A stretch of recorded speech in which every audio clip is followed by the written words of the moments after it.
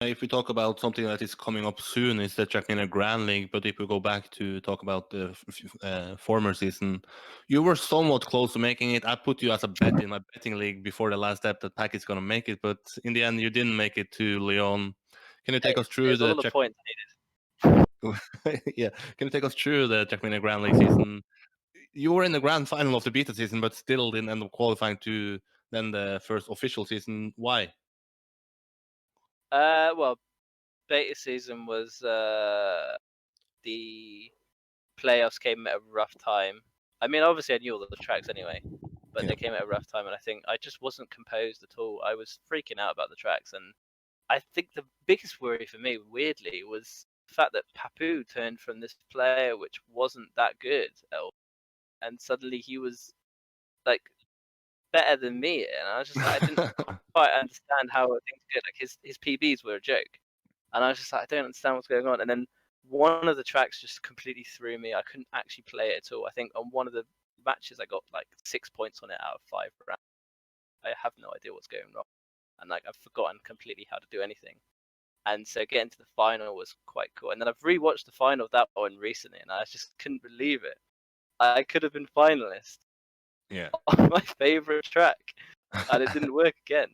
I saw I was first by 0.5 on the ending, and I somehow flipped out of the track and got no points. I mean, it's quite surreal sometimes when you watch things. You're like, why did I do that? It just doesn't make sense. But yeah, the beta season was quite fun. And coming third, coming third in the playoffs was fun.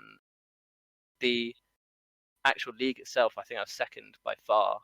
Yeah. I think I was feeling very confident in the fact that I was learning the tracks quite quickly and sort of falling into place quite well. And I was challenging Carl quite a bit when I fully understood how to play this mode. But then, yeah, it felt good. And then the playoffs were just in a completely different way to me. I was just so confused.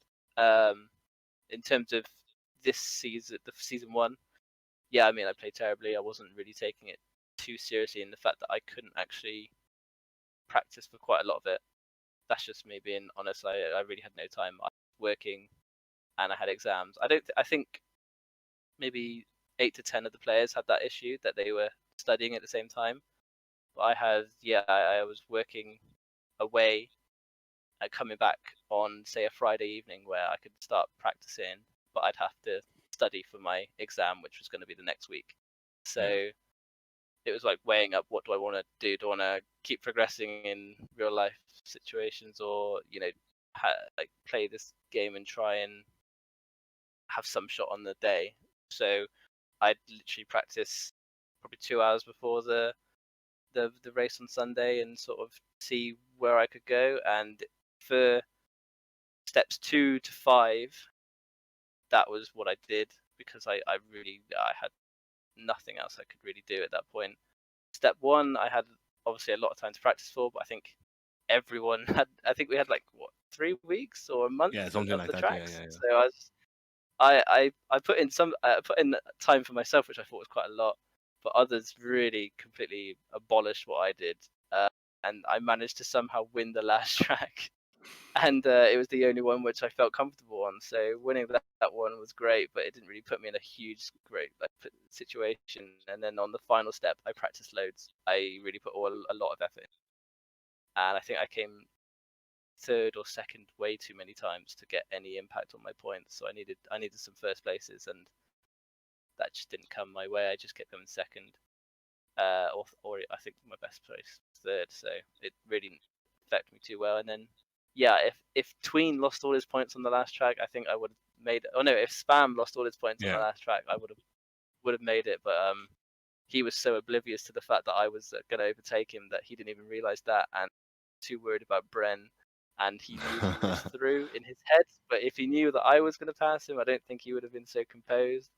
But it doesn't matter anyway. He got there, and I was close, but not close enough. I think to beat Bren in that situation, I thought was quite good for me. But yeah, it was still poor effort. Coming ninth, I guess, was not too bad when only trying so hard. But I feel like it's going to be a completely different ball game in the next game, because we've got like 3 good players coming into the league, which is madness.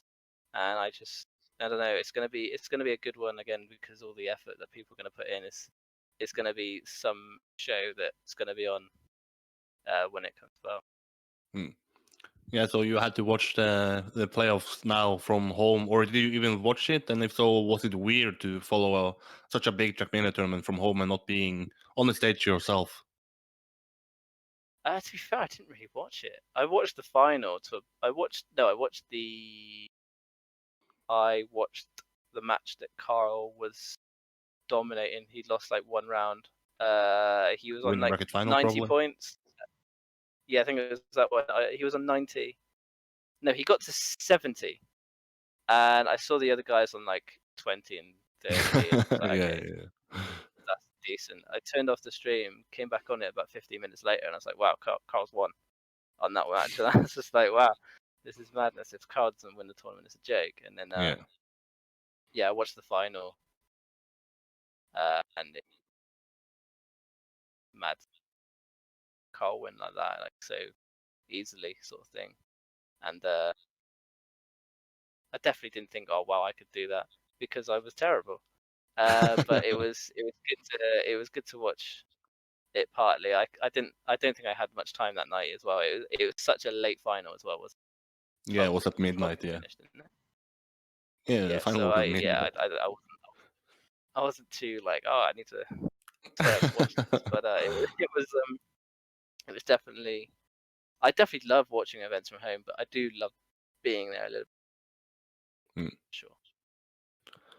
But then looking into the next season, you say that there's going to be 3 players coming in. But if you talk about yourself, do you think that, or do you already know that? Will you have time to practice? Will it be like the season 1 where you don't have that much time? And can you give us some insights? Are you going to be, let's say, the same pack that was dominating in beta season when you and Carl Jr. was dominating in season, or are you going to be like in the winter 20 edition when you're going to struggle to even make it to a playoff?